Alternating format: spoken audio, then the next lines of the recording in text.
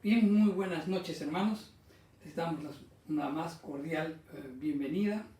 Hoy viernes pues iniciamos un nuevo estudio de un libro de la Biblia. En este caso pues vamos a empezar el libro de Eclesiastés.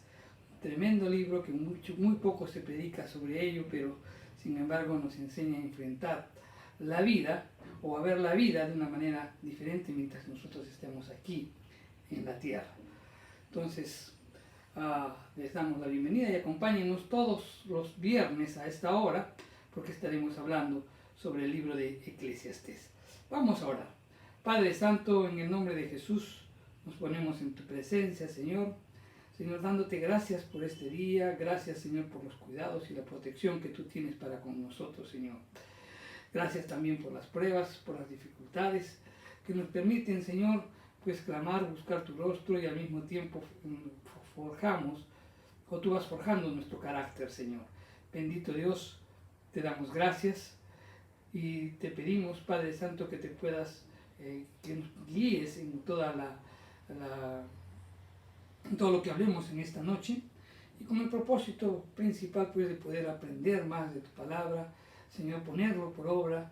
El objetivo principal es que podamos llevar una vida que glorifique tu nombre, Señor. En el nombre de Jesús, pues abre nuestros oídos, nuestros ojos espirituales, y que estemos atentos a recibir tu palabra y que pueda germinar en nuestra vida. En el nombre de Jesús te lo pedimos. Amén y amén.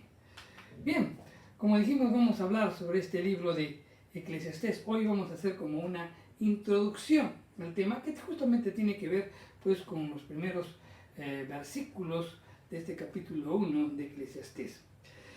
Cuando revisamos todo el libro de Eclesiastés, pues vemos de que a Salomón le gustaba la palabra vanidad. Esta palabra de vanidad la utilizó 38 veces en el libro. Vanidad significa pues vacuidad, inutilidad, significa vapor, que se desvanece rápidamente y no deja rastro. Bajo ese concepto, pues, desde la perspectiva humana, que es debajo del sol, la vida pues parece vana e inútil. Y es fácil pues volverse pesimista bajo esa perspectiva, conforme lo vamos a ver dentro de un momento. Y cuando nosotros a veces conversamos con mucha gente y les pedimos su opinión sobre cómo ve la vida, cómo se siente viviendo esa vida, pues hay múltiples opiniones, y muchas son opiniones negativas, ¿no? Y estas expresiones pesimistas, pues como que nos quieren hacer cambiar de rumbo, pero nosotros como creyentes debemos tener un gran alivio al escuchar a Cristo Jesús decir, por ejemplo, en Juan 10:10, yo he venido para que tengan vida y para que la tengan en abundancia. Y también recordar un poco lo que dijo Pablo, ¿no? En 1 Corintios 15:58, dijo, así que hermanos míos amados, estad firmes y constantes, creciendo en la obra del Señor, siempre sabiendo que vuestro trabajo en el Señor no es vano. Entonces son palabras que debemos de tomar en cuenta. Nuestro servicio no es vano. Entonces no ver la vida desde la perspectiva humana, sino bajo la perspectiva de Dios. Entonces, la vida no es vana si la vivimos conforme a la voluntad de Dios. Y esto es lo que Salomón nos enseña en este libro tan descuidado y a menudo también mal entendido. Antes de estudiar el libro, pues detalladamente, como siempre lo hacemos, vamos a familiarizarnos primero con el autor y también la meta pues, de este autor al escribir el libro. Queremos también tener una visión general del libro con el fin de comprender mejor el tema que trata de contestar la pregunta, ¿merece la pena vivir? ¿No? Vamos a hablar entonces un poquito sobre el autor, vamos a hablar sobre el autor de este libro. En ninguna parte de este libro aparece el nombre del autor, pero por las descripciones que hace de sí mismo y sus experiencias que las comunica, pues nos hace pensar que el escritor fue el rey Salomón. Él se llamó a sí mismo, pues, hijo de David y rey de Jerusalén, cumpliendo esos. ¿Quién tenía esas características? Salomón. También en una otra parte de la escritura menciona que él tenía mucha riqueza y sabiduría, ¿no? Ahora bien, nosotros tenemos que recordar, pues, cuando Salomón ora al Señor, ora humildemente y Dios le promete que le iba a dar sabiduría y riqueza, y Dios cumplió esa promesa. Entonces, estas cosas nos hacen ver de que el escritor fue el rey Salomón.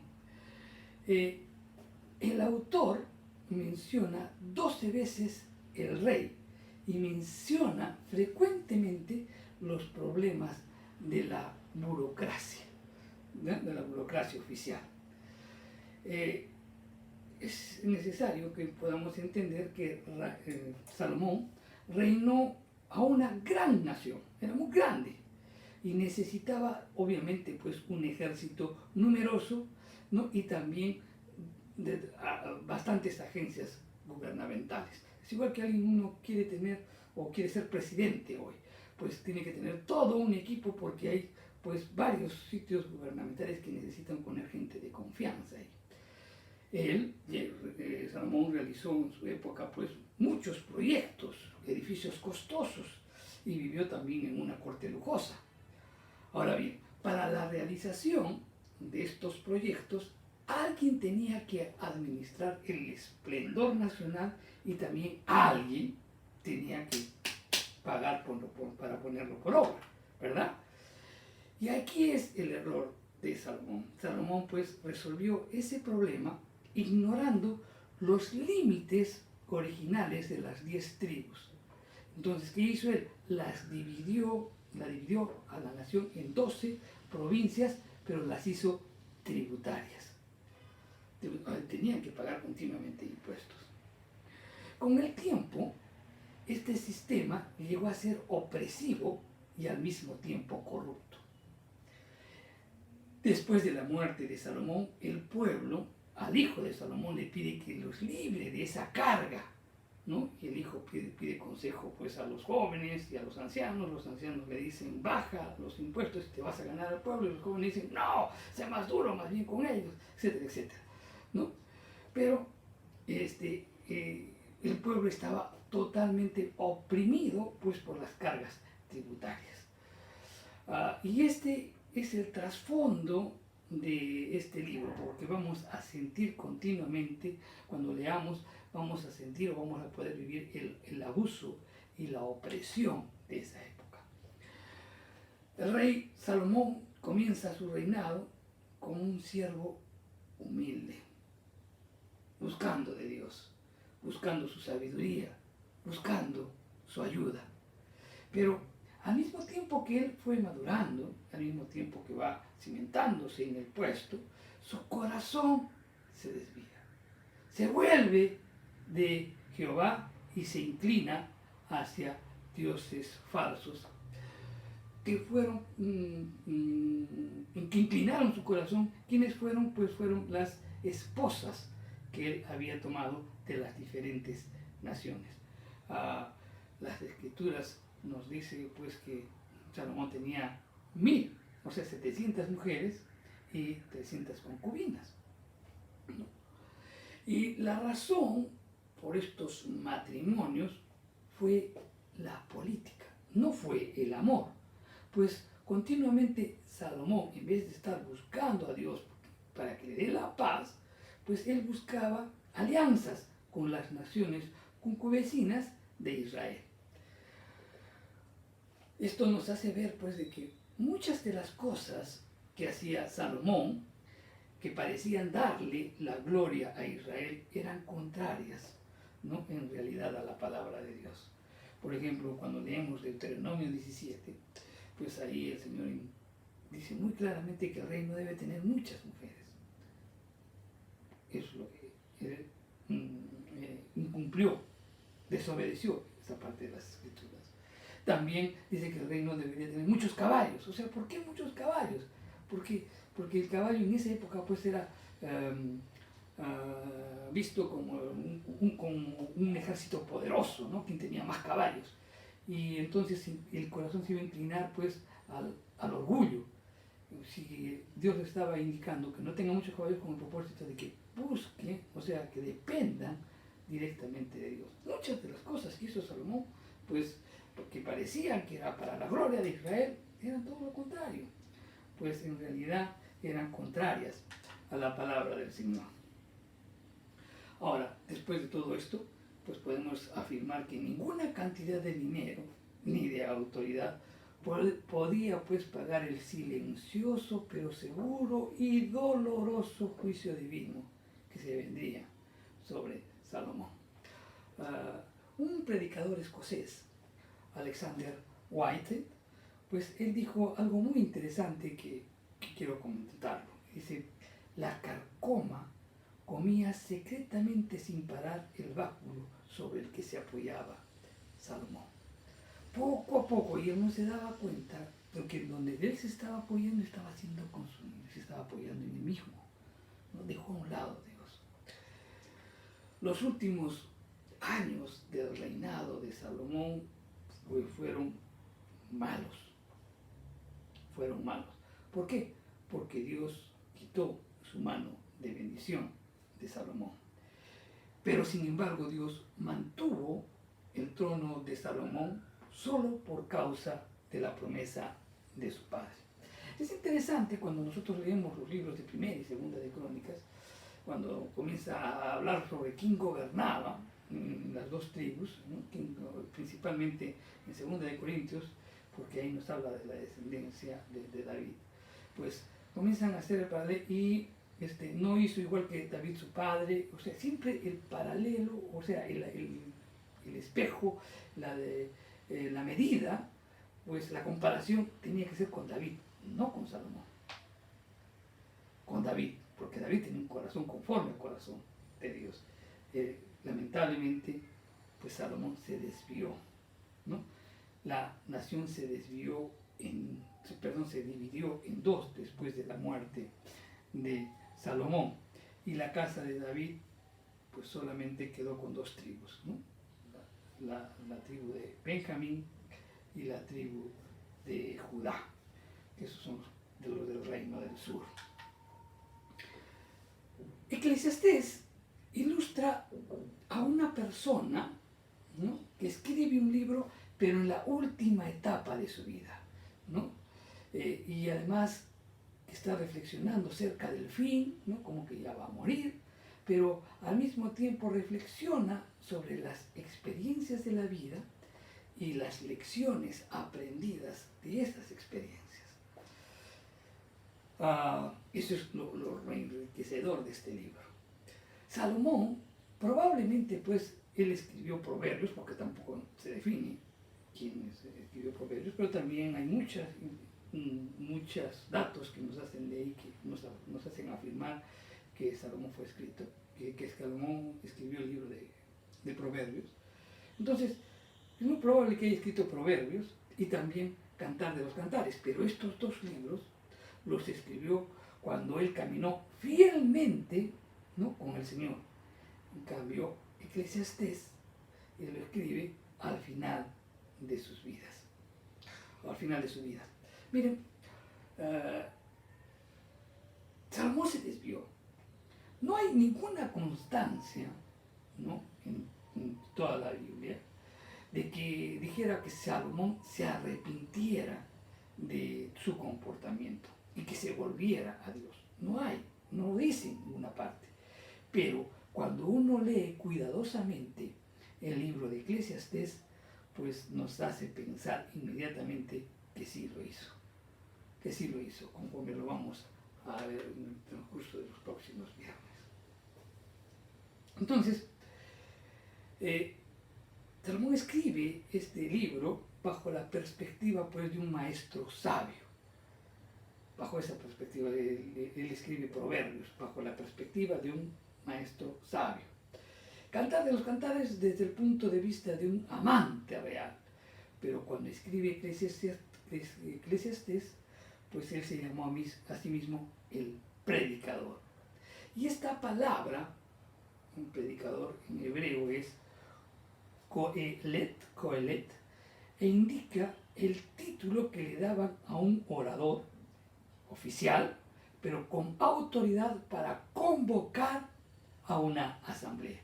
Ok, entonces, esta palabra, asamblea, en el griego, es eclesía.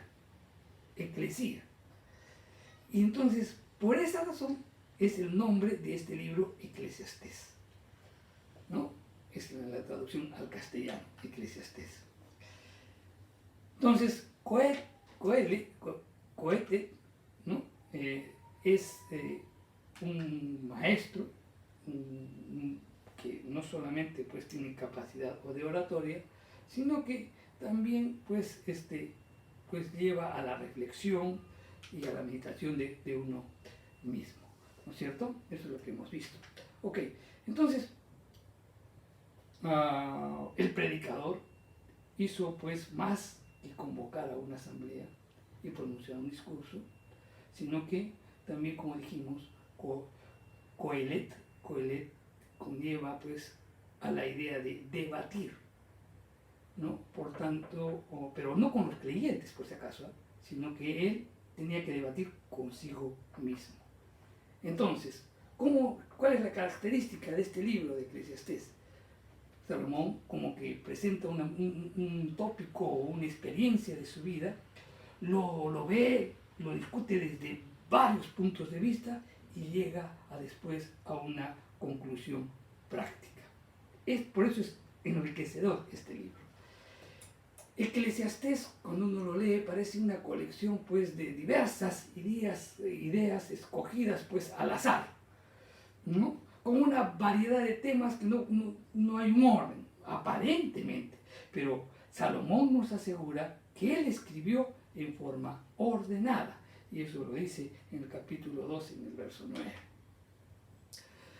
Eso es lo que podemos hablar de Salomón, ¿no? Salomón entonces era un hombre que pues era el rey, pues se desordenó en su vida, se desvió en su vida, y él escribió este libro más o menos en la etapa final de su vida, ¿no? En donde narra, y él se describe como el predicador, no como el predicador como alguien que tiene la autoridad para convocar a una asamblea, pero también pues él provoca debatir, pero no con los oyentes, sino consigo mismo. Y él da a conocer pues un tema, un tópico de la experiencia de su vida, lo analiza de diferentes partes y nos da a conocer las enseñanzas. Tremendo este libro. Vamos a leer, vamos a hablar sobre la meta de este libro, y para esto tenemos que leer los primeros versículos de este libro, del maravilloso libro de Eclesiastés. Entonces, el capítulo 1, de los versos del 1 al 3, y dice: palabras del predicador, hijo de David, rey de Jerusalén. Vanidad de vanidades, dijo el predicador. Vanidad de vanidades, todo es vanidad. ¿Qué provecho tiene el hombre de todo su trabajo con el que se afana debajo del sol?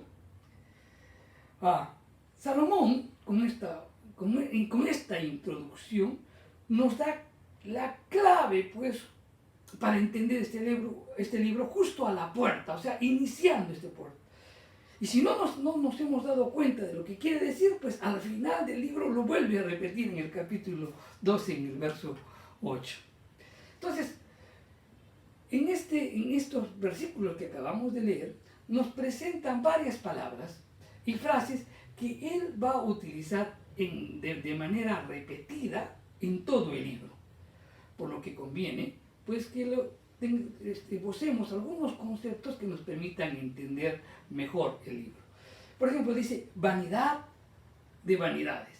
La palabra para definir esto en hebreo es hevel, que significa vacuidad, inutilidad, vapor. O sea, lo que desaparece rápidamente, no dejando ningún rastro y no satisface a nada. Eso es vanidad, eso es hevel, ¿no?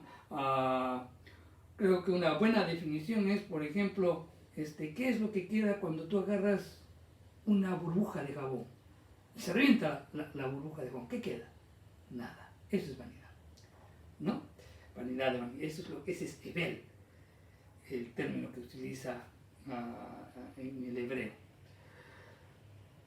Entonces, sea que consideres la riqueza, las obras, la sabiduría, ¿no?, o la sabiduría de este mundo, Salomón llega a una conclusión. Todo es vanidad y aflicción de espíritu. Y obviamente ese no es el único mensaje de este libro, porque también lo iremos desarrollando o iremos rescatando cada mensaje conforme vamos avanzando en las Escrituras. Otro término también que nos invita a reflexionar es debajo del sol. Y esta frase se repite 29 veces y define la perspectiva del autor al observar la vida, pero desde el punto de vista humano y no necesariamente desde el punto de vista del cielo. Él aplica su propia sabiduría y experiencia a la compleja situación humana y trata de darle sentido a la vida. Ahora, pero ¿qué es lo que está pasando? Pero si se supone que somos un libro espiritual, ¿por qué tenemos que verlo desde el punto de vista, desde el punto de vista humano, ¿no? Y es que Salomón escribió este libro bajo la inspiración del Espíritu Santo, de forma tal que lo que él escribió es lo que Dios quiere que su pueblo entienda, que lo que su pueblo tuviera esa experiencia, esas enseñanzas. Provecho. La palabra hebrea es itom y se utiliza 10 veces. No se usa en otro lugar en el Antiguo Testamento y su significado básico es lo que queda. La palabra provecho es lo opuesto pues a la palabra vanidad. Salomón pues se pregunta, ¿no?, a la luz de los enigmas y los problemas de la vida, ¿cuál es la ventaja de vivir? ¿Hay algún provecho? ¿No? ¿Hay algún provecho? O sea, está viendo desde ese punto de vista, este es el significado de lo que queda. ¿Qué queda para adelante? ¿Para qué vivirlo? ¿No? Es la que en ese contexto hay que entender esta palabra que aparece en el libro. También otra palabra es trabajo. Al menos 11 palabras hebreas diferentes se traducen como trabajo en nuestras Biblias. La que aparece en Eclesiastés es amal, que se usa 23 veces. Significa trabajar con afán hasta el punto del agotamiento. O sea, trabajar, esforzar hasta que te agotes. Pero al realizar ese trabajo, experimentas poco o nada satisfacción por el trabajo realizado. Eso es lo que nos está, esta palabra en el hebreo nos muestra. O sea, esta palabra conlleva pues a que por el esfuerzo trabajado implica pues la idea de dolor, de sufrimiento, de frustración y de cansancio. Moisés expresa el sentido de estas palabras, pero visto solamente desde la perspectiva debajo del sol. O sea, en Deuteronomio 26:7 dice: y clamamos a Jehová, el Dios de nuestros padres, y Jehová oyó nuestra voz y vio nuestra aflicción, nuestro trabajo y nuestra opresión. Entonces se está realizando todo el trabajo que realizaba Moisés. Este es el enfoque de esta palabra. El Salmo 90:10 también lo expresa y dice: los días de nuestra edad son 70 años y los más robustos es 80. Con todo, su fortaleza es molestia y trabajo, porque pronto pasan y volamos. Cuando uno lee esto, pues uno puede pensar que el trabajo diario que una persona pues realiza parece ser inútil y pesado. Pero, mi querido hermano, el creyente cristiano puede reclamar las promesas de su Señor y trabajar con alegría en la voluntad de Dios. Porque en 1 Corintios 15:58 podemos leer: sabiendo que tu trabajo en el Señor es en vano, no es en vano, porque habrá una recompensa. Pero desde el punto de vista humano, ¿para qué trabajo? ¿No? O sea, esto lo vamos a desarrollar en el tema. Estamos dando solamente algunas definiciones de las palabras para poder entender mejor el libro. También en el libro aparece la palabra hombre. Y esta palabra hombre es pues la muy conocida palabra en las escrituras, ¿no? Es Adán. Adán es humanidad, humanidad. Se refiere al hombre que fue hecho pues del polvo de la tierra, Adama en hebreo. El hombre está hecho a la imagen de Dios, pero que proviene de la tierra y regresará a la tierra cuando él muere. Salomón utiliza esta palabra 49 veces al examinar al hombre debajo del sol. Entonces, estas palabras que acabamos de mencionar son las que aparecen en los primeros versículos que hemos leído, ¿no? Son los versículos introductorios al libro, pero también hay otras palabras claves que también necesitamos considerar y las vamos a mencionar. Por ejemplo, la palabra mal. Esta palabra aparece 31 veces en la Biblia y se traduce de diferentes maneras: penoso, duro, mal doloroso, mal, nocivo, desvarío, fastidiosa, adversidad, maldad, mal. Esta palabra mal es lo opuesto pues a lo bueno y abarca pues una multitud de cosas: dolor, tristeza, circunstancias difíciles y angustia. Es una de las palabras favoritas del rey Salomón para describir la vida como él la ve debajo del sol. Yo creo que Salomón llega un momento que se pone a pensar lo que tuvo, todo lo que él tenía, y se pone a pensar y dice, ¿para qué? Estaba en un momento de depresión, estaba en un momento en que no encontraba sentido a su vida porque se había apartado de Dios. Hasta que llega el capítulo 12 y ahí comienza a destilar sabiduría pura. Gozo, y como eso lo vamos a ver. Gozo es otra palabra, ¿no? A pesar de todos los encuentros dolorosos con el mundo y sus problemas, Salomón no recomienda ni el pesimismo ni el cinismo. Nos exhorta pues a ser realistas en cuanto a la vida y debemos aceptar el don de Dios y gozarlo. Después de todo, pues Dios nos da todas las cosas en abundancia para que las disfrutemos. Salomón no dice, por si acaso, no dice, comamos, bebamos, disfrutemos, porque moriremos mañana. ¿No?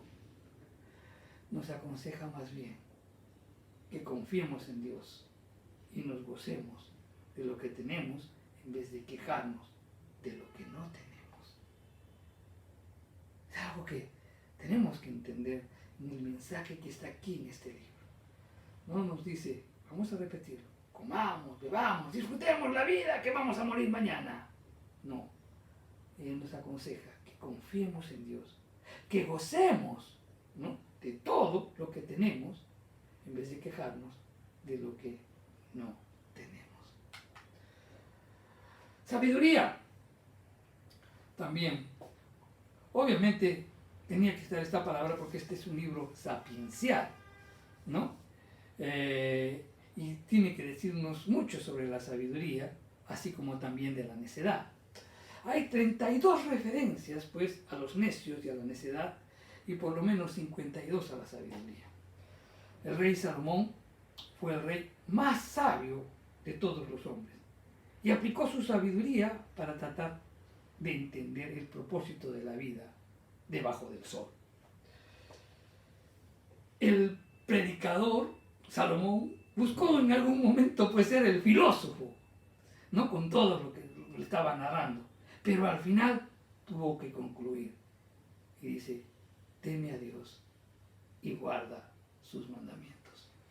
Él entendió el propósito de la vida. ojos. Ojo, perdón, Dios, también esa es otra palabra. Y es mencionado 40 veces y siempre usa la palabra Elohim. Nunca utiliza la palabra Jehová. Ustedes saben que para los judíos es muy interesante el nombre. Por eso que cuando uno lee la Biblia, y a veces no nos damos cuenta, pero cuando tú comparas con muchas versiones, te vas dando cuenta de que lo que está escrito es por algo. Por ejemplo, cuando leemos en el libro de Génesis,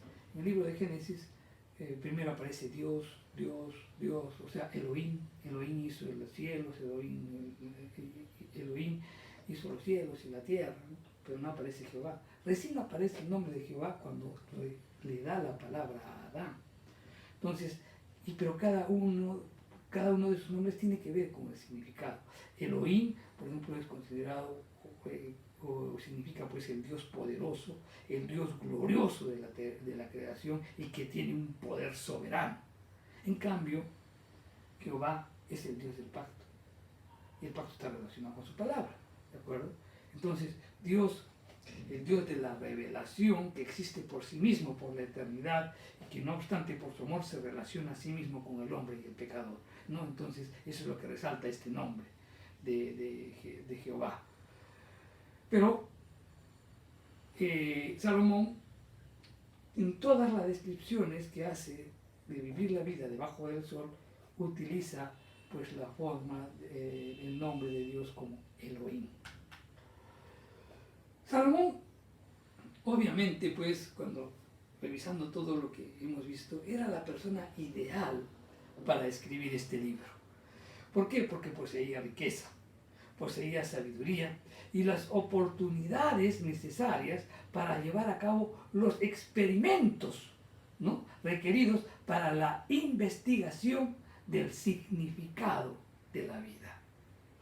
Porque un hombre que ha pasado por todo, teniendo de todo, él sí puede encontrar, y mirando su vida, analizando su vida y comparando versus lo que nos dicen las Escrituras, entonces uno puede encontrar el significado de la vida. Dios no hizo, por si acaso, que Salomón desobedeciera a fin de que pudiera escribir este libro, pero sí usó las experiencias de Salomón para prepararle en esa tarea de dar a conocer a cada uno de nosotros pues las enseñanzas de esa vida equivocada que llevó. Entonces veamos la aplicación del libro y meditemos un poquito qué tan real puede ser este libro, ¿no? Miren, el mensaje de este libro es de muchísima actualidad. La sociedad en el tiempo de Salomón no era diferente pues a la de nuestros días. Salomón, ¿qué vio? ¿No? Cuando uno revisa todo el libro, vio la injusticia que sufrían los hombres. También que vio la manipulación de la política. También vio los líderes incompetentes. Vio también la gente culpable al que se les permite cometer más delitos. Vio materialismo y también vio un deseo por los tiempos pasados. Temas que mucho tienen que ver con la actualidad, ¿verdad? Tiempo. Es de mucha aplicación. Entonces, esto nos hace ver de que si tú que estás oyendo este mensaje a través de las redes sociales, y todavía si tú no has puesto tu confianza en Cristo Jesús como tu Señor y Salvador, Eclesiastés te insta a que lo hagas sin demora. ¿Por qué? Porque no importa cuánta riqueza, cuánta educación o cuánto prestigio social puedas tener, la vida sin Dios es una vida vana. Puedes estar corriendo contra el viento si tú encuentras o piensas encontrar satisfacción y realización personal en las cosas de este mundo. Estás corriendo contra el viento. ¿Por qué? Porque hay una pregunta que hizo Jesús y dijo, ¿qué aprovechará el hombre si ganare todo el mundo y perdiere su alma? ¿Qué aprovecharás? ¿Qué aprovecharás si tienes toda la riqueza del mundo? ¿qué aprovecharías si tienes todo el prestigio del mundo y toda la educación del mundo si pierdes tu alma? Salomón experimentó con la vida y descubrió que no hay satisfacción permanente en las posiciones, en los placeres, en el poder o en el prestigio. Este hombre tenía todo. Miren, ¿no? Él tenía el templo más grande, maravilloso del mundo. Gobernaba el país más glorioso, más importante de la época. En esa época era el país más importante del mundo. Tenía la riqueza, toda la riqueza, la más grande riqueza de todo el mundo. Tenía las mujeres más bellas de todo el mundo. Pero sin embargo, su vida estaba vacía. Entonces, no repitamos esto, pues. No repitamos esas experiencias. Entonces, más bien aceptemos las conclusiones de Salomón. Y así vamos a evitar los quebrantados y dolores que Salomón tuvo que soportar al experimentar, pues cada una de esas escenas, ¿no?, en la cual le dio la espalda a Dios. Y su vida se convirtió pues en un laboratorio en su vida. Podemos evitarlo. Aprendamos y pongamos por obra las enseñanzas. Mira, cuando uno pertenece a la familia de Dios por medio de la fe en Cristo Jesús, la vida, mi querido hermano, no es monótona.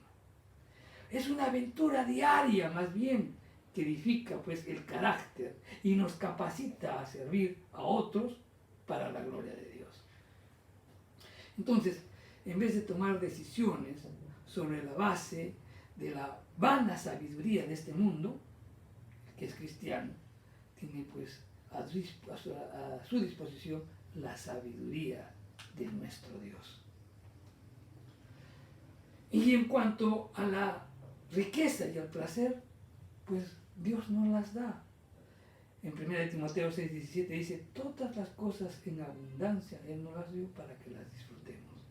En Proverbios 10:22 nos dice, la bendición de Jehová es la que enriquece y no añade tristeza a tu vida. Entonces, la riqueza y los placeres de este mundo no satisfacen. Y la búsqueda del poder y la posición tampoco te llenan. En Cristo tenemos todo lo que necesitamos para la vida, para la muerte, para el tiempo y para la eternidad. Salomón enfatiza la certidumbre de la muerte. Sin importar pues lo que disfrutara, sin importar lo que él lograra, la sombra aterradora de la muerte siempre estaba encima de él. ¿Por qué? Porque estaba alejado de Dios. No tenía paz, a pesar de que Salomón significa paz, ¿no? Entonces siempre pensaba en la muerte. Pero el que está en Cristo es diferente. ¿Por qué? Porque Cristo ha derrotado a la muerte y es resurrección y Cristo es vida, ¿no? Y la victoria de la resurrección de Cristo significa que nuestro trabajo en el Señor no es vano, porque hay una vida después de la muerte. Si uno conoce a Cristo, todo aquello por lo que sirve, todo lo que sirve será recompensado en la eternidad. Pero si tú no conoces a Cristo, todo aquello por lo que vives y trabajas va a perecer. Y al final también vas a perecer tú. La fe en Cristo Jesús es el don de la vida eterna. Y el privilegio de servirle y de invertir tu vida en lo soberano, pues nos lleva a eso. Aquel que ha recibido a Cristo, el que tiene en Cristo, el que ha recibido el don de Cristo, pues ha recibido el privilegio de servirle y de invertir tu vida en lo que es eterno. Entonces, el primer mensaje de Eclesiastés es: vuélvete de la inutilidad del pecado y del mundo y pon tu fe en Cristo Jesús. Ahora bien, si tú eres creyente y has recibido el don de la vida eterna, Salomón te responde y te dice: ¿estás viviendo para el Señor o para las cosas del mundo? ¿Eres creyente? Recuerda un momento esto. Salomón conoció a Dios. Salomón fue bendecido por Dios y sin embargo se apartó del Señor y se fue por su propio camino. Por eso él se convirtió en pesimista y escéptico. No tenía pues la perspectiva de Dios porque no había vivido para los propósitos divinos. ¿Tú eres creyente? Pregúntate eso. Mírate a la luz de la vida de Salomón. Si no estás teniendo la perspectiva de Dios, pues tu vida va a quedar llegado un momento registres escepticismo y pesimismo. Porque no estás viviendo para los propósitos divinos. Cuando comienzas a vivir para el mundo en vez de vivir para la voluntad de Dios, empiezas a contemplar pues la vida desde la perspectiva equivocada. ¿Cuál es la perspectiva? Comienzas a ver la vida debajo del sol, cuando tú deberías ver la vida por encima del sol. Por encima del sol. Porque en vez de buscar las cosas de arriba, empiezas a afanarte por las cosas que son de la tierra. Esta visión equivocada muy pronto te va a hacer adoptar otro sistema de valores y vas a dejar de vivir y anhelar lo que es eterno. ¿El resultado cuál va a ser? Desilusión y derrota. Y el único remedio para salir de ahí es el arrepentimiento y la confesión del pecado. Eclesiastés tiene un mensaje para los creyentes fieles también.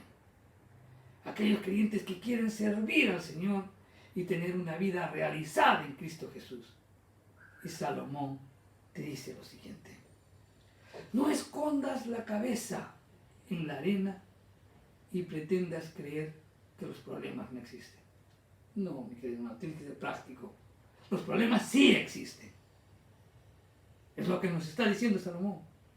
Pero enfrenta la vida con honestidad. Pero mira esa vida desde la perspectiva de Dios. Las filosofías del hombre siempre te van a fallar. Usa la sabiduría que Dios te da. Pero no esperes resolver todos los problemas o dar solución a todas las preguntas. Lo importante es obedecer la voluntad de Dios y disfrutar lo que Dios te da. Recuerda, la muerte viene. ¿Estás preparado? Con esto, con esa reflexión, te dejo en esta noche. Hemos visto los primeros versículos de este libro. Hemos hecho un bosquejo sobre lo maravilloso que es este libro. No te pierdas, no te lo pierdas. Vamos a estar hablando sobre Eclesiastés, muchísimo que aprender.